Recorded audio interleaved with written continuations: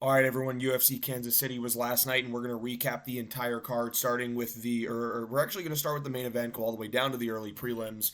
I went 9-5 in predictions, not that good. Wasn't terrible, wasn't great. I did think Giga won, so I kind of thought it should be 10-4, but it was round two was very close, so I understand.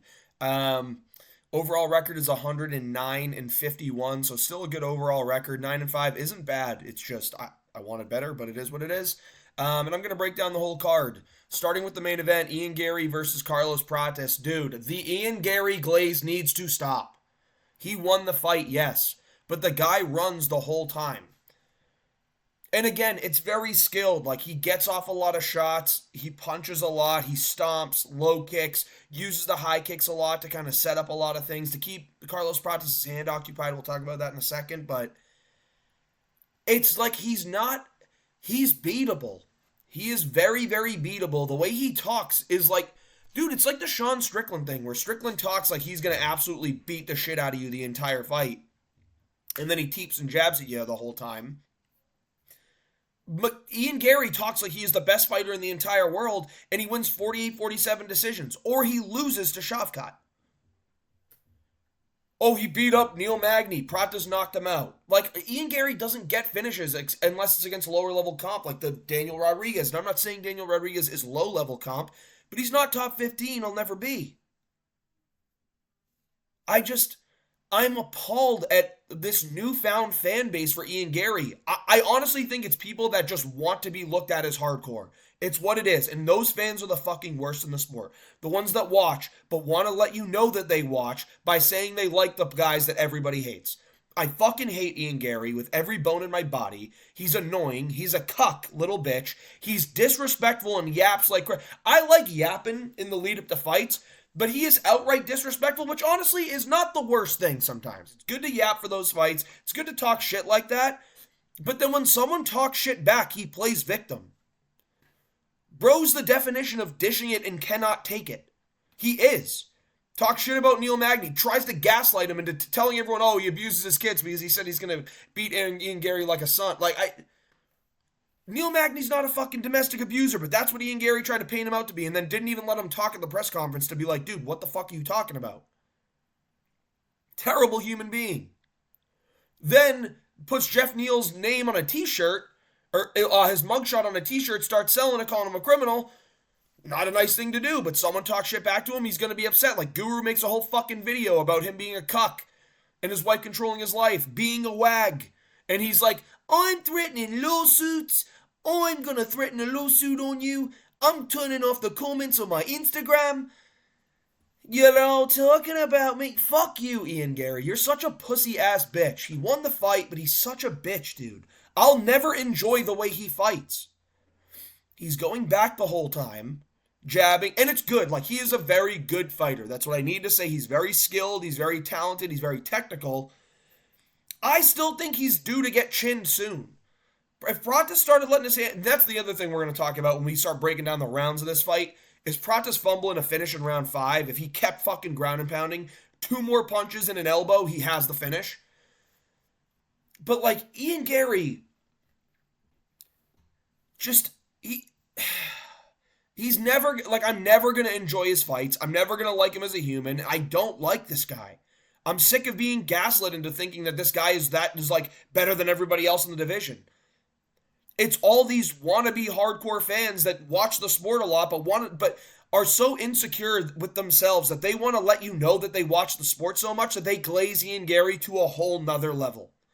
To a whole nother level. You can like the guy, that's fine. But to go into every single comment section and say, actually, Ian Garry's very, very good and he's one of the best fighters. He's so technical. Always winning the outside foot battle, jabbing at range, stepping inside, shooting takedowns just to make sure that you're always looking to defend him, and using the right kick to make sure the left hand is locked to the face. Shut up, bro. Like, I don't care that you broke it down like that. It's not fun to watch. He doesn't get into legitimate firefights. Snoozer against Shavkat. This fight against Prates was not fun until Prates was punching him in ground and pound in round 5. Snoozer against Prates, a guy that has fun fights every time he fights. Shavkat usually has a fun fight every time he fights, has a snoozer when he comes across Ian Garry. Neil Magny, he can't even finish. He just kind of beats him up for a couple of rounds. Can't even finish him. Who was the other one? Snoozer with Jeff Neal. Jeff Neal usually has some great fights. He had a great fight with Shavkat. Ian Garry, Snoozer, pushes him against the cage. Like, then there's the whole thing of the fact that he's still a cuck. He's still a fucking cuck. His wife's ex-boyfriend is living in their house, putting him on a fucking vegan diet. Is that not weird to anybody? Is that not fucking weird to anybody? And then every time they say his name, they pan to his wife in the crowd because it's like, oh, we have to show his fucking wife because why? Why? It's like they're trying to make them the fucking MTV stars of the UFC. I don't understand this. I don't get it. She wrote a book on being a wag, a wife and girlfriend of Premier League players, how to court young men so that way you can be set up for life as an older, more attractive woman. That she wrote the book and she lived it out. And now everyone's like, yeah, but you have to pay attention to what he does inside the cage. Fuck that, dude. He's a fucking weirdo. He's a cuck bitch. Buckley sleeps him. That's the other thing. He's talking mad shit about Joaquin Buckley. Buckley, if he beats Usman, deserves a title shot more. Easily. Buckley is better than Ian Garry. He would slump Ian Garry in a second. He slumps Ian Garry in round 2. 100%. Let's actually talk about this fight now that I'm done talking about how annoying it is that people try and gaslight you like Ian Garry's the best fighter in the world. Is he pound for pound number 30 in the entire UFC right now? No, fuck him, dude. He doesn't actually try and go out there and fight. He literally dances away at range, stomps, jabs, 1, 2, 3, stomp, jab, teep, stay on the outside, shoot a takedown when someone's coming close. That's the other thing that Ian Garry does that pisses me off. And now we're going to start actually talking about the fight. Anytime Carlos Prates was having success landing, Ian Garry would just shoot takedowns, fail them, and then Prates has to defend and sprawl and they get back to the cage. It's clinch. Carlos Prates shucks him off, lands, shoot, takedown. It's like, it's annoying. Round 1, Ian Garry looked decent. Failed 1 takedown, I believe, in round 1 out of the 19 that he tried. But he was landing good jabs, good teeps, using the stomps very well. He's using the high kick, and the high kick, what it's doing, now I'm going to sound like the fucking technical hardcore guy, but really what it's doing is it's keeping that left hand of Carlos Prates occupied so he's not able to throw it. He has to block the high kick before he can throw it. So if he sees Ian Garry throw a jab, and usually he wants to counter the jab with the left hand, he can't do that because the high kick's coming after it. So he can't, like, slip the jab, throw the left because the high kick's coming. It's going to catch him, and it could knock him out. So he's got to defend for that. It was smart. It was a good game plan from Ian Garry. Rounds 1 and 2 were very similar, where Ian Garry kind of danced on the outside a bit, kicking, jabbing, shooting, and failing takedowns because failing takedowns is acceptable in the sport now. We score that now, a failed takedown. Don't get me wrong, Ian Garry won this fight, but we score fucking failed takedowns. You know, we applaud it.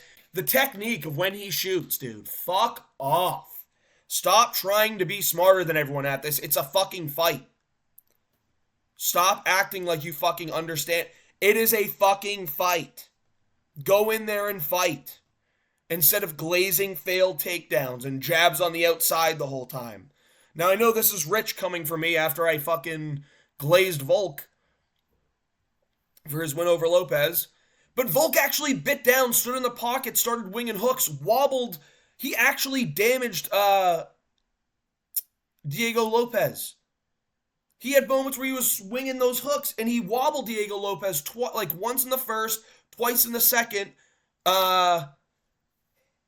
He did it so much better. It was so fucking annoying, dude. And he stayed in the pocket, used head move. Like, Ian Garry just danced on the outside and used his fucking height, kind of, but he doesn't really have the reach. It was just annoying to see, man. Round 3, Ian Garry also wins. Pitter-pattery. And as we're getting to this point, it's like, dude, Ian Garry's just going to walk his way to a decision right now. Prates is going to tire out. But the booze and cigs really weren't the problem, dude. I'm telling you, his cardio wasn't as bad as you think. He was kind of walking forward the whole fucking time.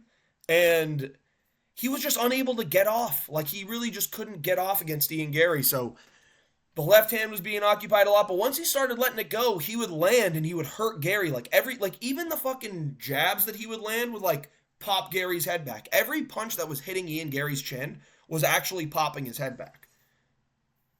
Round 4, I give to Pratis. I thought he was more aggressive, started landing not more punches, but every punch he was landing, it was more effective. Far more effective, and it was noticeable. It's not like he wasn't throwing enough in the first 3 rounds where Pratis just was not throwing enough that even when he landed one that was pretty good, Garry had like 10 more for him that just matched against the one thrown. So I think in the first round, maybe even 2, Garry landed more than Pratis threw. Round 3, Pratis threw more, but I still think Garry won that round, was just a little bit more effective, had a nice uppercut that hurt Pratis.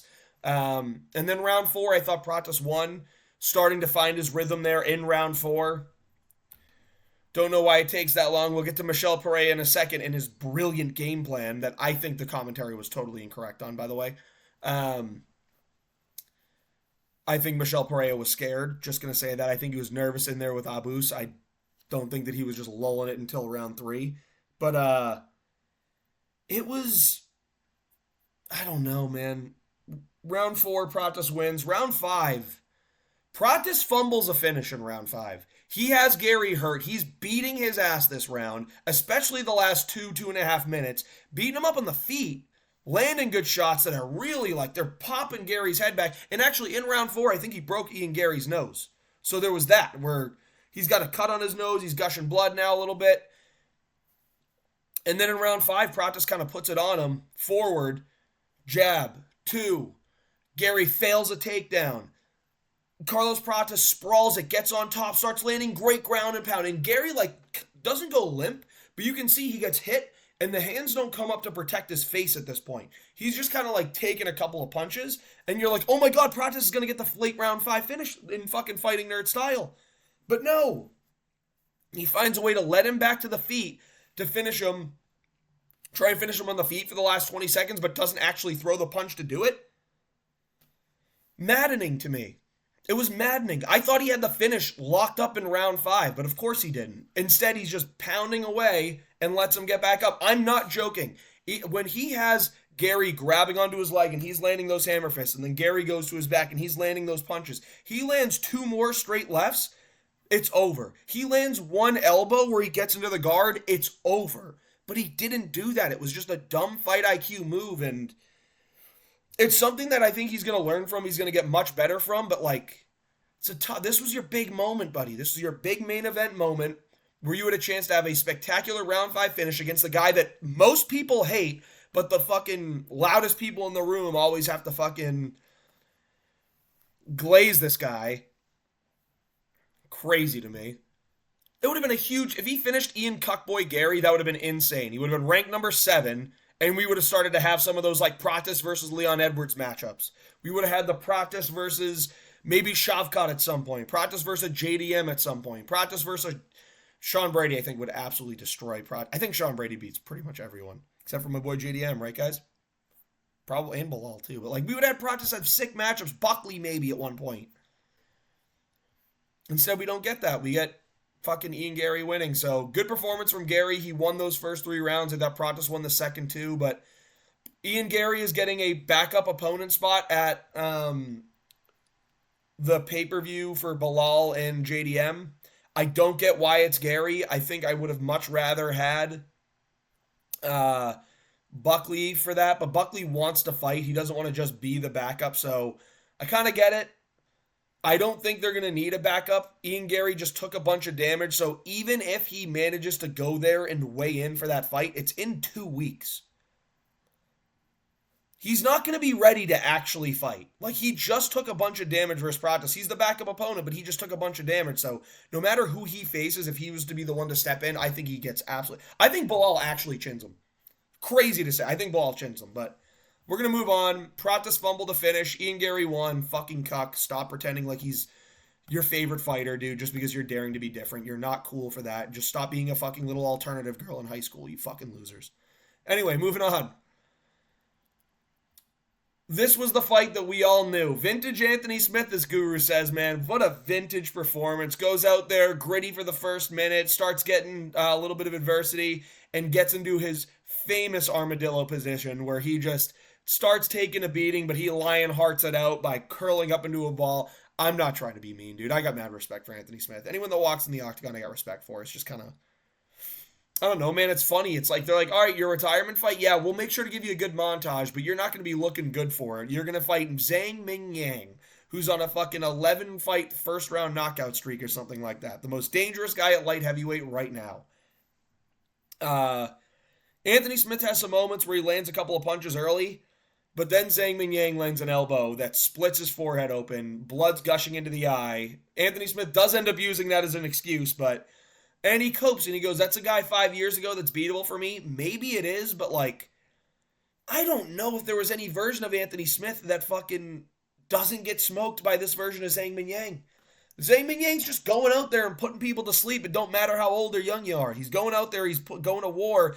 And Zhang Mingyang, kudos to that. He saw the cut on Anthony Smith's face. He said, no more punches, only elbows. So he would get up in Anthony Smith's face and just elbow, elbow, elbow, elbow, elbow. Like, just nonstop. Great work from Zhang Mingyang. First round knockout like we all expected. I do think Anthony Smith, because he works for the UFC, wanted to do him right in the sense of giving him a proper send-off, but like, my problem with this is he's 38-22 in the UFC, challenged for the title against John Jones, but that was his best accomplishment, was losing to eating a knee to John Jones, and then beating Alexander Gustafsson. You have Stipe Miocic, who's the greatest heavyweight of all time, and you let a fucking wife beater beat him, emote in the octagon, and you don't even have a fucking send-off for Stipe. You don't have a send-off package for Stipe Miocic, the greatest heavyweight of all time? Like, what are we talking about?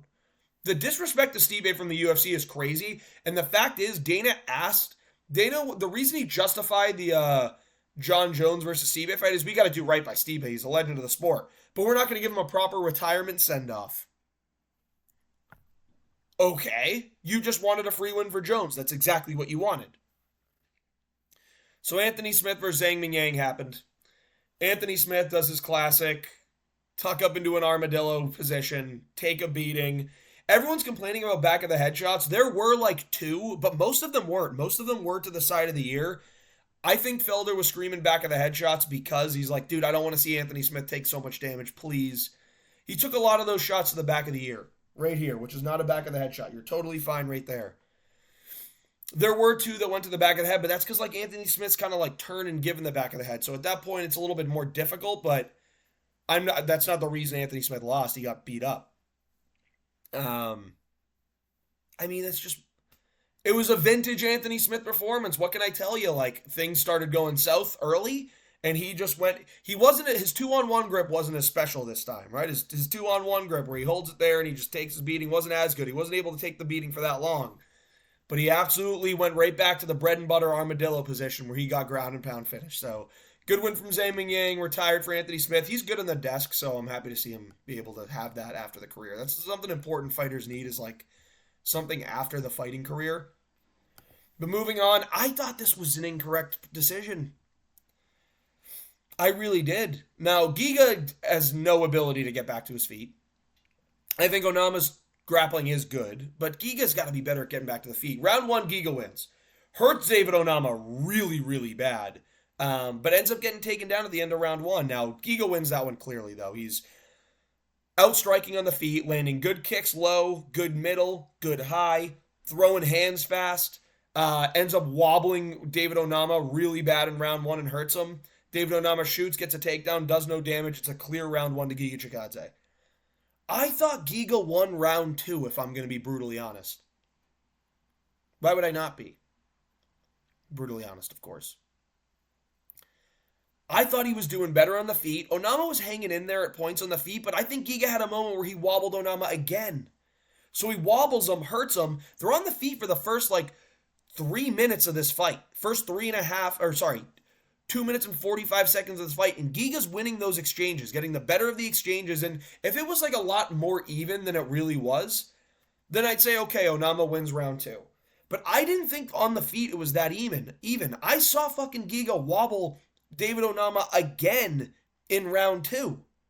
So Onama shoots and gets a takedown. He has a lot of control. He has like 2 full minutes of control time in this round. But the 2 minutes of control time in this round don't outweigh what Giga did on the feet, in my opinion. Now, if David Onama had postured up, elbows, punches, he wins the round. If he did any damage, but in round 2, he did more in round 3. So David Onama wins round 3 because he shoots, he gets the takedown, and he actually starts landing some ground and pound, doing enough damage, and Giga did not do enough on the feet earlier to counter that. We'll get to Giga fumbling a get-up in a moment. Fumbled a win as well, an easy win. It would have been clear. But just round 2, Onama didn't do enough in the ground and pound department, in the damage department, in the submission threatening department for me to say, yeah, he wins round 2. I gave Giga round 2. Round 3 I give to Onama. But Giga fumbled his get-up here, man. Giga gets to the feet. Onama's way too high on his back. Way too high on his back where he should just... Giga's on his feet, too, where he can just shake Onama off, get back to the feet, and at least have 30 more seconds on the feet of success. So that way he can try and win this fight. But no. Instead, he is on his feet. Onama's too high on him, and he drops back to his knees and turns over so that way Onama reestablishes top position. And that's what lost him the round. So when it got to the grappling portion, Onama dominated, like in terms of control. Not damage, control. Round 3, he started landing some damage. Elbows, ground and pound punches. But I thought Giga fumbled a win in round 3. But I thought he won round 2 anyway. So in my opinion, it should have been 29-28 Giga. Refs give it 29-28 Onama. I understand. I'm just like... I'm a little annoyed that we're rewarding Onama in round 2 and 3, like, absolutely just avoided fighting Giga Chikadze, and I'm a little annoyed that that's what gets you a win.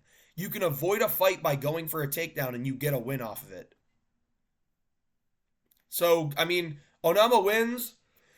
He's going to have a number right next to his name. I wouldn't do him any favors with the number. You'll see who I matched him up with in the matchmaking video tomorrow. So we'll have that come out, but yeah, man, I thought Giga won. I'm going to be brutally honest. I thought Giga won that fight. So it is what it is.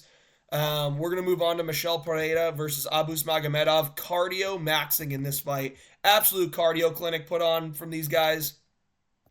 I mean, to go a full 2 minutes and only gas out after 2 minutes of this fight, I mean, you have to be on another level of great cardio. What the fuck was this fight? I cannot believe this was the fight that slowed down the momentum. I thought someone was going out early. And to be fair, Michel Pereira almost did. But Abus was in their game to fight. I'm not going to shit on Abus as much. Yes, he got so tired and in round 3 had a finish that he just totally fumbled because he was too tired to go for the finish. Just let Michel Pereira survive. But Michel Pereira didn't bring the fight at all. He did more in his walkout than he did in the whole fight. And that's what's fucking annoying. Like, that is borderline at the level of Michel Pereira. You're not getting any favors with matchups ever again. This guy fucking dances to They Not Like Us on the walkout. You're like, all right, dude, star level performance, here we go. Nothing. Absolutely nothing. Michel Pereira, I thought from the start of the fight, he looked scared of Abus. He did. He walked into that cage, and you're like, Michel Pereira's got a ton of aura. He's not afraid of it. Yeah, he lost to Anthony Hernandez, but he's got a ton of aura, and he's not afraid of anyone, especially when they're on the feet. He's got power. No, he walked in there and he looked mortified, terrified to be standing in front of Abus Magomedov. And the commentary's like, maybe he just doesn't want to gas out and he'll get going in round 3. If that was the game plan, that is stupid because you're just going to be tired in round 3 anyway from even taking damage and just being in the octagon for 10 minutes. But what the fuck was Pereira doing? Abus hurt him really bad in round 1. Pereira's not throwing at all. Like, at all. He's not tapping low kick. Fingers wide open the whole time. Fingers. Like, he did not do anything in round 1. Abus hurt Michel Pereira bad. Hurt him real bad in round 1. Starts following up. Starts winging big punches. Missed a couple, which I'm like, oh, and there goes Abus's gas tank. He missed 2 big punches. He'll be tired now. This was just abysmal. Like it was just so slow. Round one, Pineda lost clearly, got hurt bad, didn't put any output. Round two, Pineda had pretty even output with Abus, but Abus' shots were landing more. Even though like little check hooks he was landing on the chin, like had Pineda like reacting. He was just Pineda was hard to go the entire time. He was just so nervous to throw, and it was shitty to see from a guy that we thought was an absolute marauder. Um, Abus wins round 2 and 3, in my opinion, as well. I thought this was accurately 30-27, but Abus almost had Michel Pineda done with like a minute left in round 3, but he just didn't have the tank to go put him out. He literally just kind of let Pineda walk off. So Abus Magomedov wins 30-27. He's going to have a number next to his name. I don't know if you do him any favors like crazy with that performance as well, but you'll see tomorrow when I matchmake. This fight was a banger. One fight of the night. Tremendous fight. I mean, Randy Brown versus Nicholas Dalby put on a fucking war. Round one, Randy Brown's looking great at range. Good couple low kicks landing. Thrown a couple to the body, but it's the jab. The jab is perfect. He's landing that thing really good. Sticking with him. Sticking with him. Sticking with him. And then he goes jab, jab, two. Jab, jab, upper. Jab, jab, two. And then he throws the jab, jab, right hook. And it just puts Nicholas Dalby's nose on the other side of his face, shatters his nose, and Dalby's face is fucked up. Like, absolutely fucked up. But you know what? He never stopped fighting, and I got mad respect for Nicholas Dalby for that, because he bites down on the mouthpiece and he keeps going, and they're trading.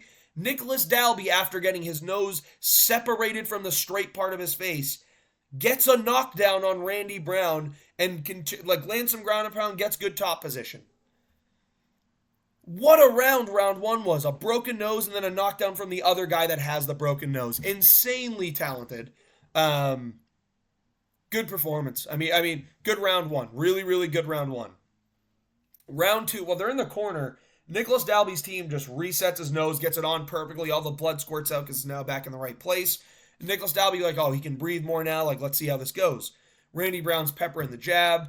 Everything that's hitting the nose is starting to bother Nicholas Dalby. You can see it. It's starting to really hurt him, but he's not quitting. He's going in, and at some point they start exchanging. Randy Brown throws a great knee, and then Nicholas Dalby's like, fuck, dude, I need to just try and go get this win right now. I don't know how much more I'm going to be able to take. So Nicholas Dalby, what does he do?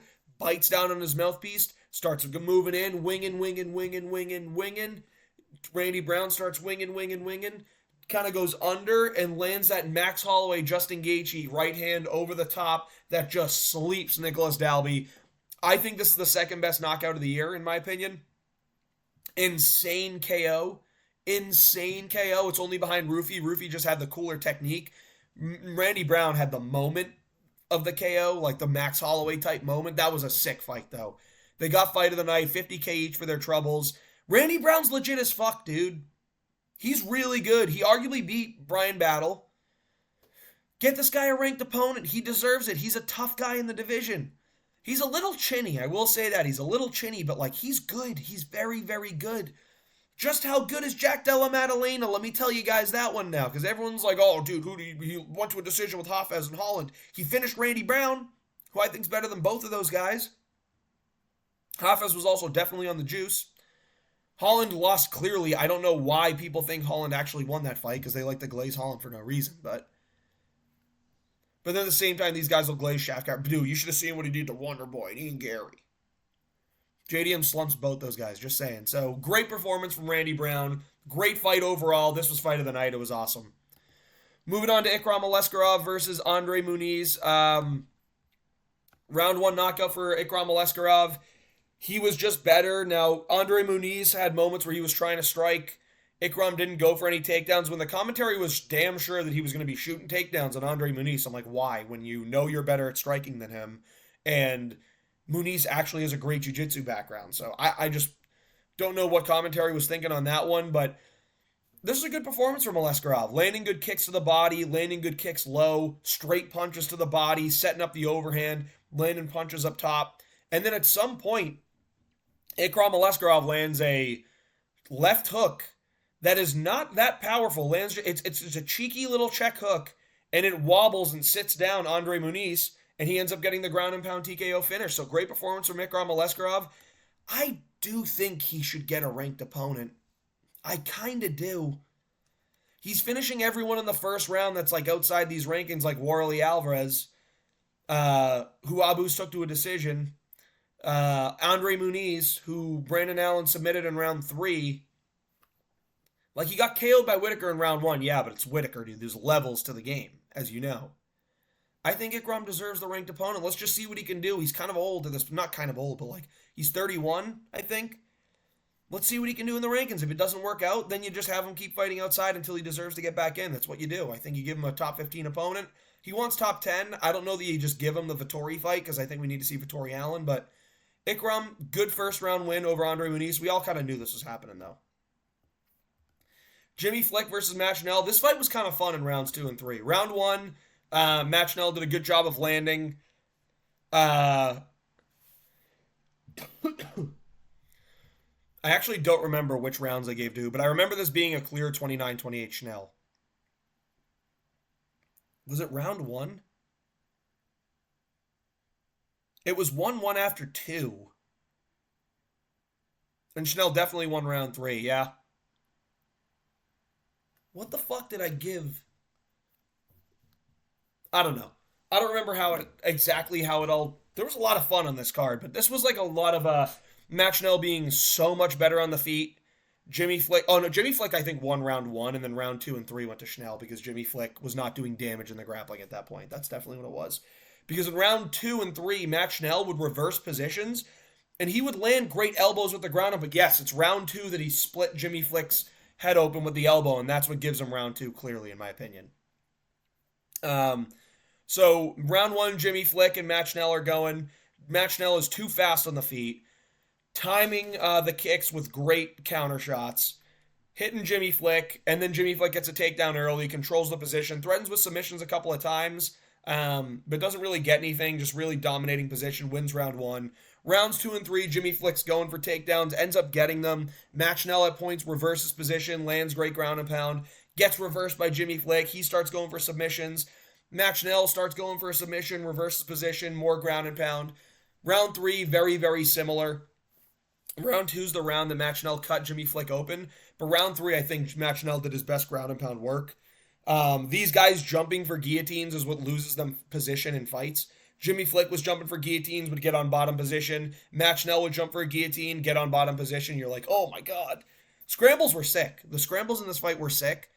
Matt Schnell's like talented. The only problem he has is his chin, but he is a talented fighter. So, kind of stinks that your chin can only get you so far, or your skills can only get you so far when you have a chin like that. But Matt Schnell gets the win, 29-28, very clearly. Good performance over Jimmy Flick.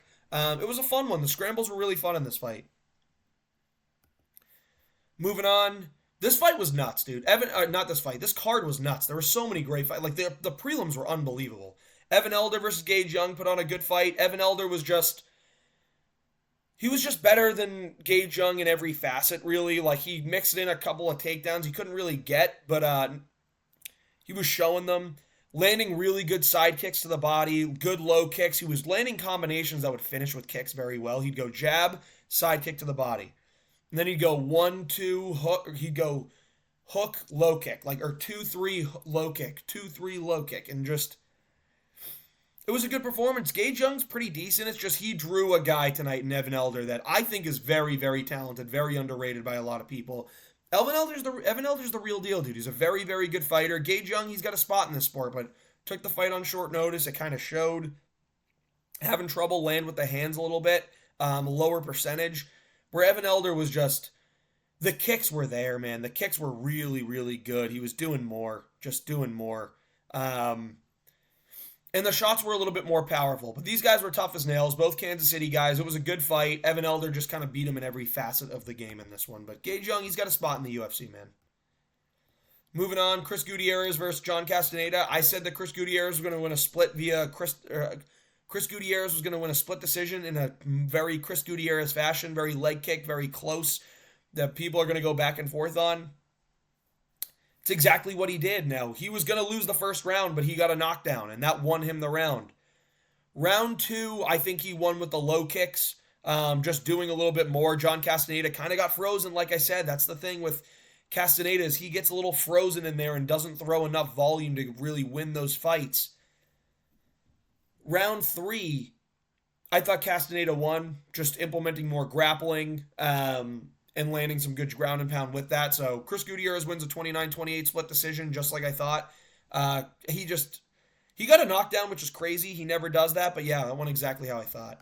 Damone Blackshear versus Alatong Lee. This was very straightforward. Alatong Lee was just little too out of range a lot of the time for Damone Blackshear. When they got in the pocket, Alatong Lee never quits. Love to see this guy fight because he goes in there and he bites down and he just throws all the time. But I think Damone Blackshear had a point to prove after the Cody Gibson fight. It's that he does have striking. He does have Muay Thai.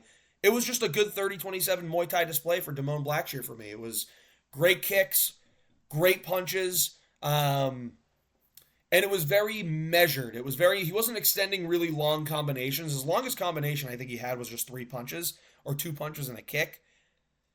But he just outstruck Alatong Lee in every facet for 3 rounds. That's how he won the fight. I expected him to try and get a submission at some point, but I think he just wanted to prove to everyone, hey, I'm not terrible, dude. I can strike. And that's what he did. He had a great Muay Thai level performance.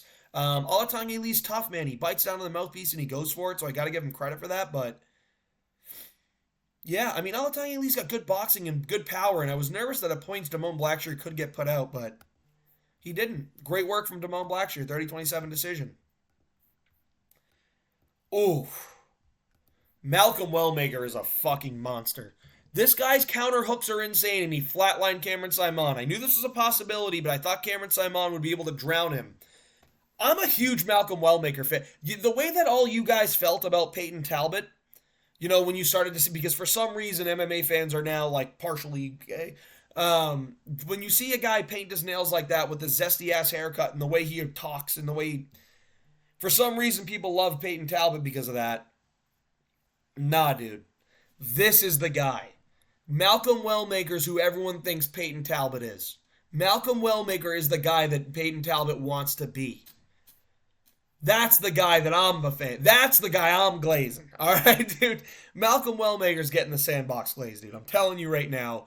Absolute beast. Cameron Simon's got to start taking some. He's probably going to get cut now. He's got to start taking easier fights. Build up your name again in a regional promotion. Come back into the UFC when you're a little bit older. Hone it in your craft. This guy's fighting Christian Rodriguez, Payton Talbott, Malcom Wellmaker back to back to back. Insanely difficult young prospects. And they're just destroying them. Cameron Simon's looking good early, landing the low kicks very, very well. Malcom Wellmaker needs to learn how to address the low kicks, just saying, because he got landed 7 for 7 early. But Wellmaker kind of just sat there and waited and waited. And Cameron Simon's blitzing in, landing some stuff. I thought he landed more than 1 for 9. I will say that. But he did a good job blitzing in. Didn't shoot a takedown, which I thought was dumb. I thought it would be a good idea to shoot a takedown on a guy like Malcom Wellmaker. But Malcom Wellmaker just stood there, read him for a couple of seconds, for a couple minutes, realistically, a minute and a half. And then Cameron Simon, he's going to blitz in, and he just landed, boom, big counter hook, perfectly on the chin, slumped Cameron Simon. This guy's precision is beautiful. His power is electric, and his poise is unstoppable. Malcom Wellmaker's what you guys thought Payton Talbott was going to be. I can't explain that enough. This is the guy you need to rocket up the rankings. Fuck Payton Talbott and his zesty Frank Ocean banging ass. I'm on the Malcom Wellmaker train. This is the guy. Malcom Wellmaker is the guy. That's the guy you want to watch. And he said, Dana. And dude, he's so humble in his post-fight speeches too. And he's just like a good Southern dude. Dana, I'm 2 hours out from Atlanta. I want to fight on that Atlanta card. Give me the Atlanta card, man. Let's go, dude. Let's go, Malcom Wellmaker. Quick turnaround, wants to fight in 2 months on the Atlanta card in his hometown. Put him on that card. Give him a good matchup, main card opener. I don't give a fuck. Malcom Wellmaker is that guy. Insane KO. Insane KO. He's the dude. I feel bad for Cameron Simon, man, because I think he's talented. It's just he's got some stuff to work on. Tremendous KO from Malcom Wellmaker, though. Moving on, we're going to get through the rest of these pretty quickly. Jacqueline Amorim just dominated. Polyana Viana gets a submission in round 2. Polyana landed 0 significant strikes. She's too hot for the sport, man. I don't know what you want me to tell you. She's too hot for the sport. She's got her own OnlyFans. She's not taking it seriously. This was exactly what was going to happen. Jacqueline Amorim put her in a pretzel and rear naked choked her. So, pretty obvious. Timmy Kwambo, Roberto Romero. This was pretty fun. The pressure from Romero is very, very good. Timmy Kwamba just had too much speed for him. Landed a great overhand to start. Then he landed I think it was a kick that kept wobbling, that kept Roberto Romero wobbled, and then lands a flying knee that knocks out Roberto Romero. Roberto Romero, it was a little bit of an early stoppage, a little bit, but I can understand why this happened. I can understand why they stopped it. It's just people don't eat knees like that, but somehow Roberto Romero did. And he ends up getting back to his feet after trying to go for the fight, but Timmy Kwamba was just too fast, looked very, very good in this fight.